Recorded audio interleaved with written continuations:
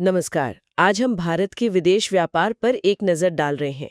वित्तीय वर्ष 2024-25 के जो ताज़ा आंकड़े आए हैं ना, जी। उन पर। हमारे पास कुछ लेटेस्ट नंबर्स हैं जो बता रहे हैं कि भाई एक्सपोर्ट इंपोर्ट में क्या चल रहा है। बिल्कुल। हमारा मकसद यही है कि इन आंकड़ों को थोड़ा समझें, मतलब टोटल ट्रेड कितना रहा, पिछले साल से क्या बदला है और कौन से सेक्टर अच्छा कर रहे हैं, कहाँ थोड़ी चुनौती है। तो चलिए शुरू करते हैं। हाँ हाँ, जरूर। देखिए, ये आंकड़े सिर्फ नंबर्स नहीं है, ये हमारी इकोनॉमी की आप कह सकते हैं सेहत बताते हैं।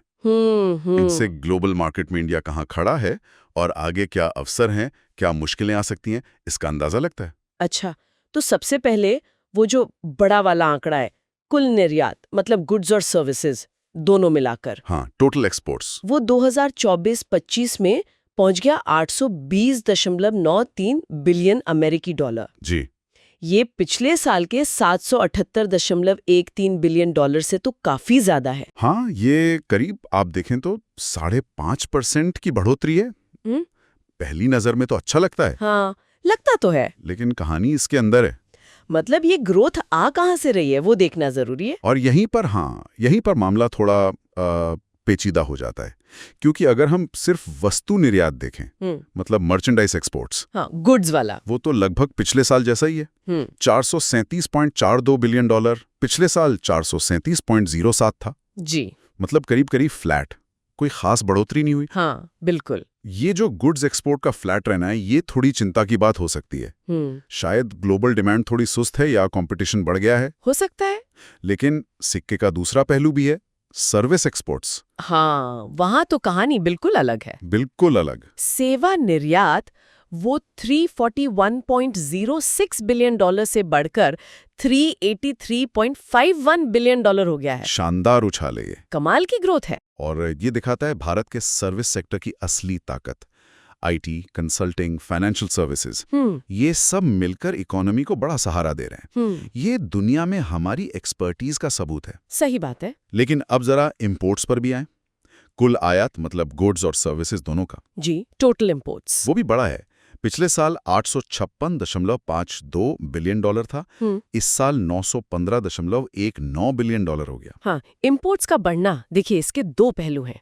एक तरफ तो ये दिखाता है कि देश में डिमांड बढ़ रही है। अच्छा। लोग, इंडस्ट्रीज ज्यादा सामान और सेवाएं खरीद रहे हैं। ये इकोनॉमिक एक्टिविटी के लिए अच्छा है। लेकिन इससे हमारा ट्रेड डेफिसिट यानी व्यापार घाटा वो भी बढ़ गया है। हाँ, बढ़ गया है। 77.39 बिलियन डॉलर से सीधा 94.26 बिलियन डॉलर। क्या ये चिंता की बात है? देखिए, बढ़ता ट्रेड डेफिसिट हमेशा एक ध्यान देने वाली बात तो होती है। इसका मतलब है हम खरीदने पर ज्यादा खर्च कर रहे हैं बेचने के मुकाबले। लेकिन यहाँ एक राहत की बात भी है, वो है हमारा सर्विसेज सरप्लस। अच्छा, सेवाओं वाला अधिशेष। हाँ, मतलब सेवाओं से जो हम कमा रहे हैं और जो खर्च कर रहे हैं उसका अंतर, वो भी बढ़कर 188.57 बिलियन डॉलर हो गया है। अरे वाह! तो ये जो सरप्लस है, ये गुड्स ट्रेड के घाटे को काफी हद तक आप कह सकते कम कर देता है। अच्छा, एक मजबूत कुशन जैसा काम करता है। अच्छा, तो ये तस्वीर को थोड़ा बैलेंस करता है। ठीक है, अब थोड़ा और अंदर चलते हैं आंकड़ों में।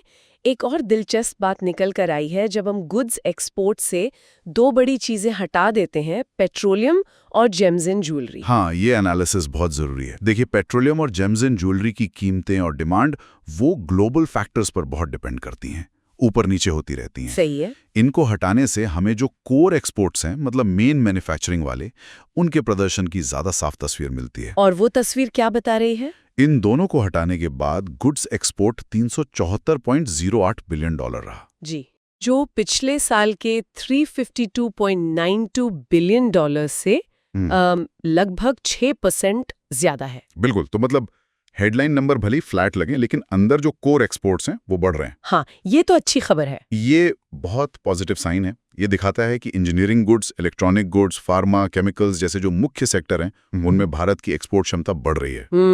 ये शायद इन वॉलेटाइल आइटम्स पर हमारी निर्भरता कम होने का भी इशारा हो सकता है। और इन कोर एक्सपोर्ट्स में सबसे आगे कौन है? आंकड़े बता रहे हैं कि इंजीनियरिंग गुड्स का दबदबा है, करीब 26.9% हिस्सेदारी। हाँ, इंजीनियरिंग हमेशा से मजबूत रहा है। उसके बाद इलेक्ट्रॉनिक गुड्स है 13.9% पर, फिर फार्मा 8.9%, केमिकल्स 7.0% और टेक्सटाइल गारमेंट्स 6.9%।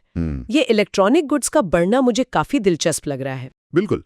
इंजीनियरिंग और खासकर इलेक्ट्रॉनिक्स जैसे सेक्टर्स का अच्छा करना ये भविष्य के लिए उम्मीद जगाता है, खासतौर पे जब सरकार मेक इन इंडिया और PLI स्कीम्स पर इतना जोर दे रही है। हाँ, सही है।